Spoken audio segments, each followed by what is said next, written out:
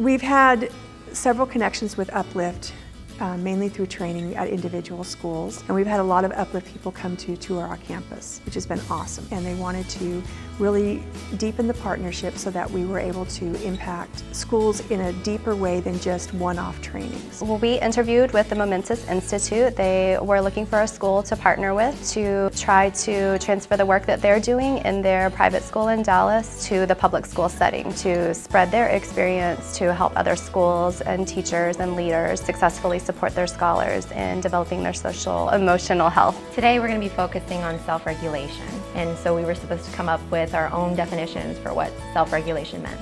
So I thought about it quite a bit, and I feel that there are a lot of pieces to it, and I was thinking that it's the ability to monitor, react, reflect, and respond to changes in your mental, social, spiritual, as well as emotional well-being. You know, we don't get our scholars in a vacuum. They don't always come to us in the perfect mindset, and you know, sometimes we don't come to work that way feeling perfect either, and working with them at such a young age to really develop that sense of what am I feeling, what do I need to do in order to move on, and how can I keep myself from feeling this way, or what can I do to make myself feel better, because those are strategies that we use as adults, and we do need to equip our scholars with it if they're going to be successful. Developing these social emotional skills at an early age will empower students to create those habits that they'll be able to take into their academic and social lives. So what we want to do is start developing those pathways right now so that they become sort of habits of mind, ways of working and operating in the world. One thing I do see with my scholars is the ability to bounce back.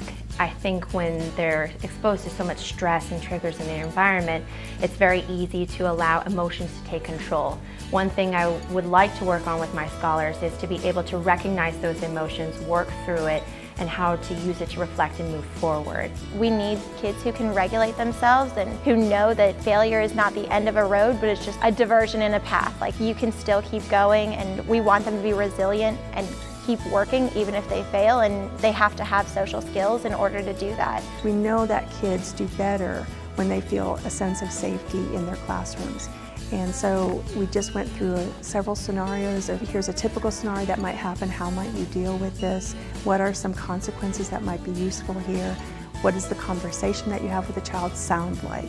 So some practical strategies for classroom teachers. So by working together with Momentous, what we're hoping is that teachers and staff members will develop confidence in their ability to develop social emotional health with their scholars. We do like a morning check-in, and I let them know how I'm feeling too, so they can see it's something that everyone needs to think about, like your emotions play a big part in your day. It's just so necessary for a classroom environment. It helps create a culture of positivity and just a warmth and welcoming culture for scholars to recognize they are somebody and they're going to be a better somebody when they leave here. Our hope is we can build the capacity of these administrative teams so that they can cultivate a culture on campus that outlasts any administrator or any teacher.